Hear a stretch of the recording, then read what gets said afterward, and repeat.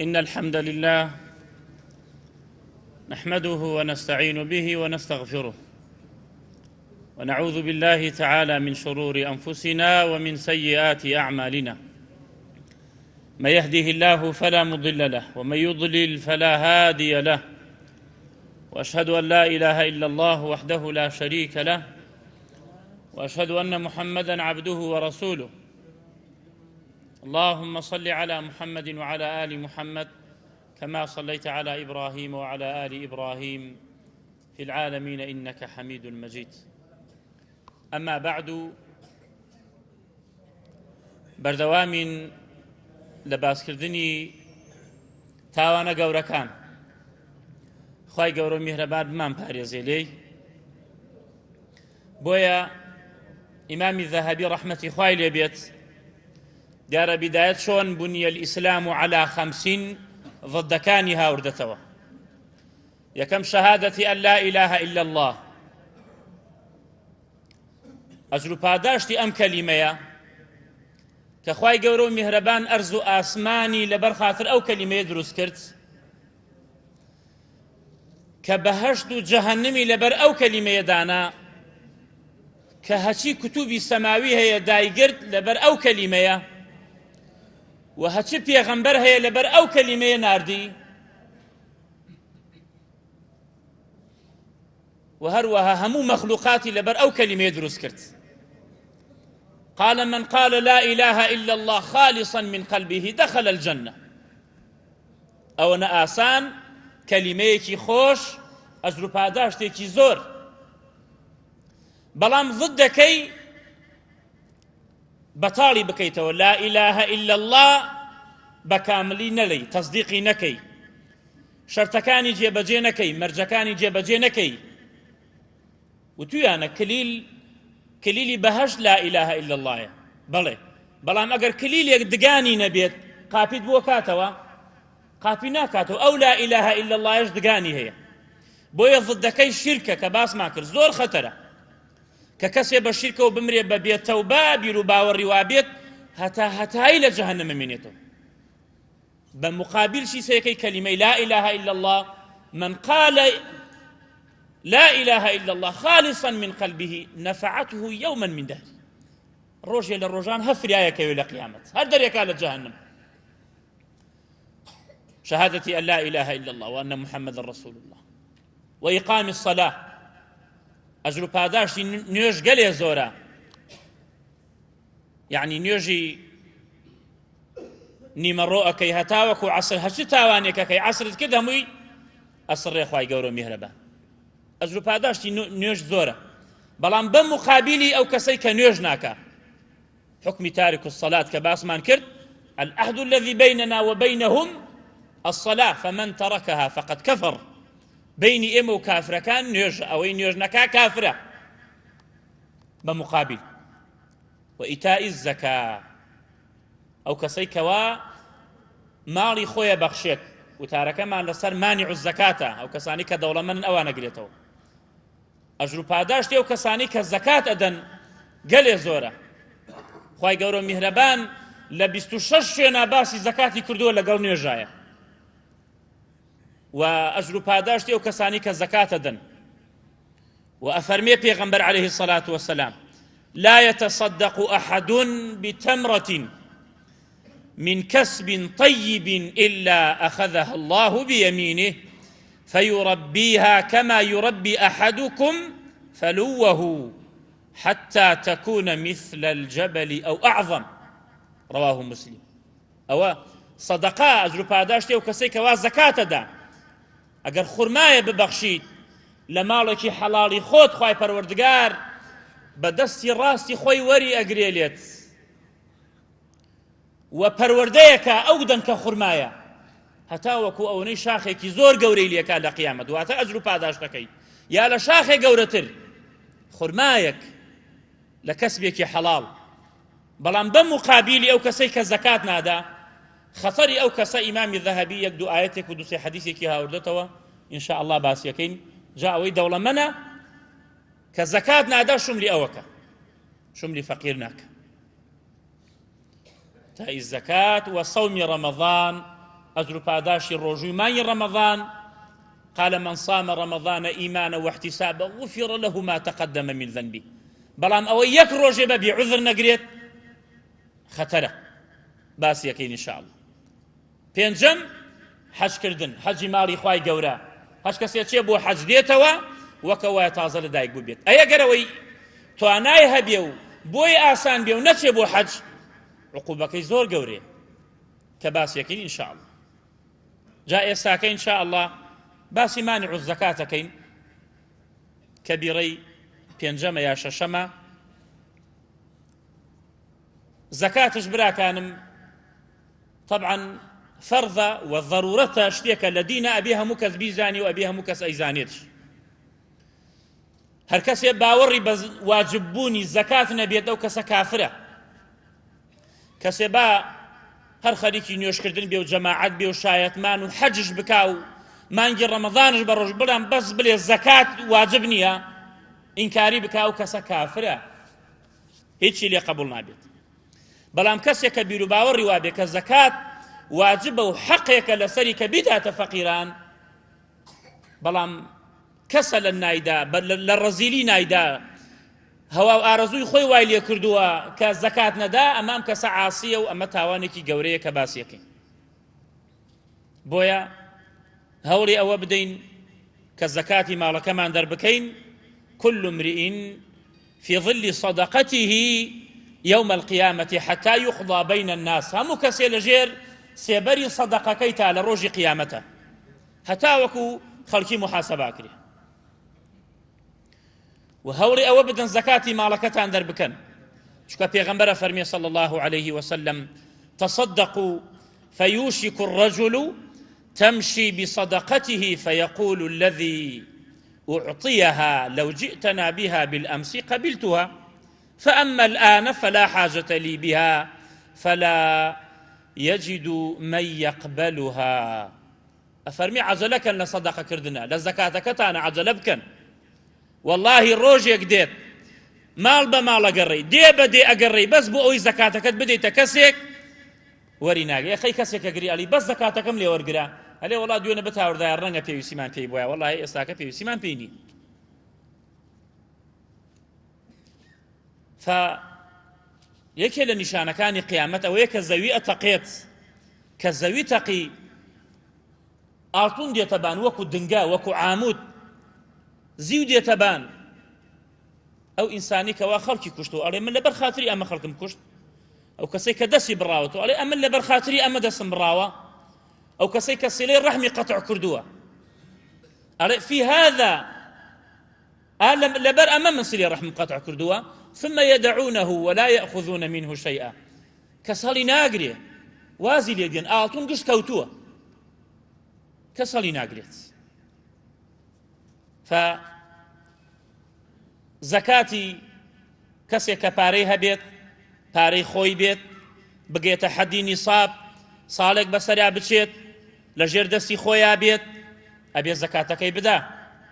ئەو کەسەی کەوا حوشتری هەیە ئەبێ ساڵانە زەکاتەکەی بدا. لە حوشترێک هەتا 4 حوشتر زەکاتی نییە، بەڵام گەیشتە 5 حوشتر تا 9 ئەمجا مەڕێکە کاتە زەکاتی.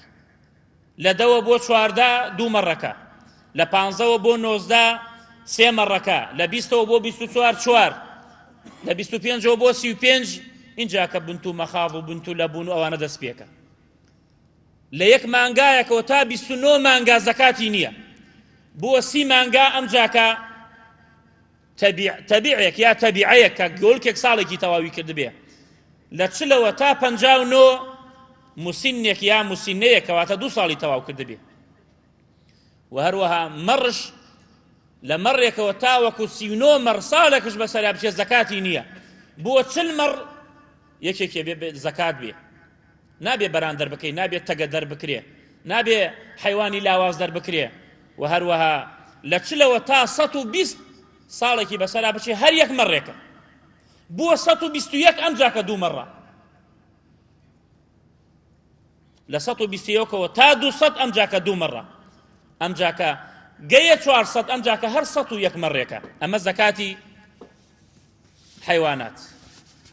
ئاڵتون هەروەها ئاڵتونش ئەبێ زەکاتی دەربکرێت وەکو پێغەمبەر عەلەیهی سەڵات وەسەلام ئەفەرمێت عەبدوڵای کوڕی عەمری کوڕی عاس إن امرأة من أهل اليمن أتت رسول الله صلى الله عليه وسلم وبنت لها في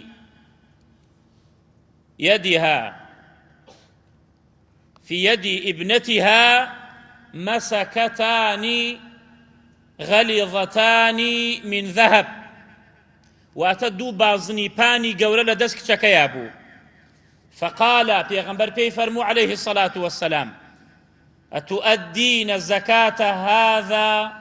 قالت لا. فرمووی نەخێر ئەی پێغەمبەری خوا، فەرمووی زەکاتی ئەم بازنەی دەست ئەدەی؟ فەرمووی نەخێر.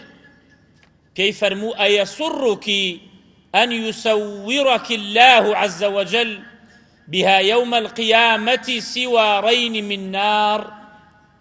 قال فخلعتهما فألقتهما إلى رسول الله صلى الله عليه وسلم فقالتهما لله ولرسوله. فرمووی زەکاتی بازنەکەی دەست ئەدەی؟ ساڵانە. فەرمووی نەخێر. فەرمووی حەزەکەی ئەم دوو بازنە ببێتە دوو دیواری ئاگر لە قیامەتا دەورت بدا؟ کەواتە ئەو کەسانە با نەخەڵەتێنەوە ئافرەتانی کە ئەڵێن ئاڵتوونەکانمانەکەینە قەی خۆمانە زەکاتی نییە. نەخێر، ئێم حەدیثە چی لێکەن؟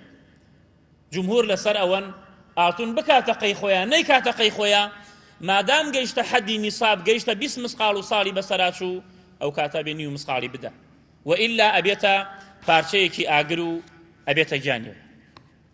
فەو کەسەی کە مەنعی زەکاتەکە خەسارەتمەندە لە دنیا و لە قیامەتە.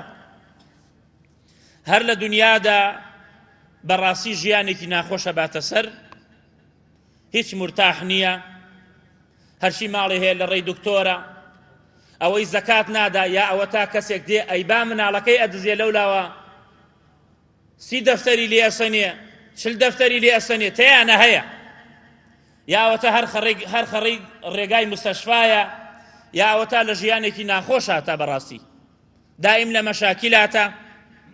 فەئەو کەسانە مانعی زەکات کە زەکاتەکەیان منعەکەن لە فەقیر و فوقەرا، ئەمە ئیشیانە. بۆیە خوای گەورە میهرەبانە فەرمێت واللەیل ئیذا یەغشە، سوێن بەو شەوەی کە وا تاریکای دێنێتە سەر مەخلوقاتە، والنهار إذا تجلى وما خلق الذكر والأنثى، سوێنەکان هەمووی جیاجایە. إن سعيكم لشتى، کردەوەکانتان هەمووی جیاوازە. فأما من أعطى واتقى، ئەوەی بەخشی و تەقوای خوای هەبوو، وصدق بالحسنى، چاوەڕێی ئەجر و پاداشتی کرد، بەڕاستی خستەوە قیامەت، فسنيسره لليسرى، ئەوە ڕێگای بۆ ئاسانەکەین بەرەو جەنەت. وأما من بخل واستغنى وكذب بالحسنى فسنيسره للعسرى، ئەوەی ڕەزیل بێت، ئەوەی زەکاتی ماڵەکەی نەدا و ئەجر و پاداشتی قیامەتی بە درۆ خستەوە، ئەوە ڕێگای قورسایی و شەڕی بۆ ئاسانەکەین، لە ژیانێکی ناخۆشە ئەبێت، هیچ مرتاح نییە. ئەمە هەر لە دنیادا، و هەروەها هەر لە دنیادا ئەو کەسەی کەوا مەنعی زەکاتەکەی ئەکات ئەبێ زۆر ئاگادار بێ و بترسێ لەوەی لە سەرە مەرگا لە ئاخر شەڕی بترسێت کە خەتمی نیفاق لە دڵی نەدرێت. بۆیە لە منافقەکان لە سەردەمی پێغەمبەرە عەلەیهی سەڵات وەسەلام خوای گەورە میهرەبان کە بۆمان باسەکە لە قورئاندا ئەفەرمێت ومنهم من عاهد الله، وعد و پەیمانیان داوە خوا منافقەکان، وتیان لئین ئاتانا من فەضله، ئەگەر خوا ماڵمان پێ ببەخشێت لەنەصەدەقەنە وەلەنەکوونەنە من الصالحین، سوێن بێ بەخوا ئێمە ماڵەکانمان ببەخشین و زەکاتی ماڵەکەمان بدەین و لە پیاوچاکان بین. فلما آتاهم من فضله، کاتێ خوای گەورە میهرەبان ڕژانێ بانیان، نیعمەتی خۆی دا پێیان، بەخیلوا به، ڕەزیلیان کرد زەکاتەکەیان نەدا، وتەوەلەو وهم معرضون، پشتیان کرد لە ئەمرەکەی خوا، لە جیاتیەوەی شکری خوا بکەن، وعدەکەیان جێبەجێ نەکرد و درۆیانش کرد. فأعقبهم نفاقا في قلوبهم إلى يوم يلقونه بما أخلفوا الله ما وعدوه وبما كانوا يكذبون. خواهي قولوا مهربان ختم نفاقي لدليان دا تازە ئیسفادەی نییە. ختم الله على قلوبهم بەکەس لا ناچێت بۆ لەبەرەوەی وعد و پەیمانی خوایان شکان وتیان ئێمە وعدە دەینە خوا وعدەکەیان شکان و هەروەها درۆیانش کرد ماڵەکەیان نەبەخشی. نە ئەوە تا وعدەکەیان جێبەجێ کرد و نە ئەوە تا قسەکەیان هاوردەدی کە وتیان ئێمە ماڵەکەمانە بەخشین و زەکاتەکەیە دەین. لە دنیادا تووشی نیفاق دەی و لە ژیانێکی ناخۆشە ئەبی. و ئەمما لە قیامەتە ئەو کەسەی کەوا مانیع الزەکاتە کەوا پارەی زۆری هەیە ماڵی زۆری هەیە بە ئاگادار بێت ئەو دۆلارانەی کە سەفتەیەکەی ئەو پارەی کە سەفتەیەکەی ئەو ئاڵتوونە بیرقەدارەی کە سەفتەیەکەی لە ماڵەوە هەمووی بۆت ئەبێتە قوربەسەری لە قیامەتە. بۆتە بێتە چی؟ پێغەمبەر صلی الله عليه وسلم کە تەفسیری ئەو ئاەتە ئاکا لە سوورەتی ئالی عیمراندا خوای گەورە میهرەبانە فەرمێت ولا يحسبن الذين يبخلون بما آتاهم الله من فضله با ئەو کەسانەی کەوا مانعی زەکاتن زەکاتی ماڵەکەیان نادەن و حساب نەکەن کەوا خوای گەورە میهرەبان ماڵی پێیان بەخشیوە هو خەیڕا لەهم ئەوە چاکە بۆیان بل هو شەڕ لەهم بەڵکو ئەو ئاڵتون و دۆلار و سەیارە و ئەو ماڵە زۆرەی کە هەتا شەڕە بۆت. سيطوقون ما بخلوا به يوم القيامة هەمووی ئەبێتە تەوقێک بەلەشتەوە لە ڕۆژی قیامەتە. بەڵام چ تەوقێک؟ پێغەمبەر عليه الصلاة والسلام ئەفەرمێت من آتاه الله مالا فلم يؤدي زكاته مثل له يوم القيامة شجاعا أقرعا له زبيبتان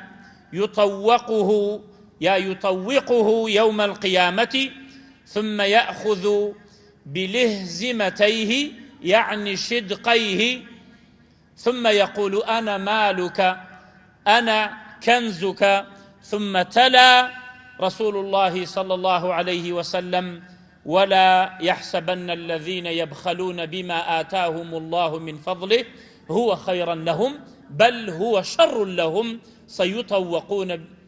سيطوقون ما بخلوا به يوم القيامة. أفرمي مالكي لروج قيامتا أبيت بماريكي زور قورة أبيت بأجدهايكي زور قورة خدا پنامان بدا. ماركش أقرع كتلا توقي سري ماركتوكي بيوانية ئەوە نیشانی ئەوەیە زەهری زۆرە. پەنا ئەگرینە خوای گەورە میهرەبان لەگەڵ پێوەدانی ماریەکە بیدایەت چەندێ ژانەکە ئەو مارە 70 ساڵ بەو دەردەژانەوە ئەدبە هەر پێوەدانێک بەو مارەوە. خدا پەنامان بدە. ئەفەرمێ مارەکەتون ئەیگرێ و لە سەریەکە دەمی ئەگرێ و بەرەو کاکیلەی هەڵێ دڕێ و گازی لێگرێ و ئەو ژەهرەی تیا بەتاڵەکە پێ ئەڵێ ئەنە مالوکە ئەنە کەنزوکە من دۆلارەکەتم من ئاڵتوونەکەتم من تیجارەکەتم من پارە زۆرەکەتم کە خەڵکیت مەحرومە کرد کە فەقیر و فوقەرات مەحرومە کرد نەتەدا بە خەڵک هەتا دینارێ لە دەست دەرەچێت ئەڵێ بە زۆر پێیەکەن. بەڵام مسلمان نابێ وابێ ئاگامان لەوە بێت ئەو پارە و پولە هەمووی ئەبێتە ئەو مارە خوابمان پارێزێت. جا ئەو کەسێک کە زەکات نادا ئەمە حاڵێتی لە قیامەتە.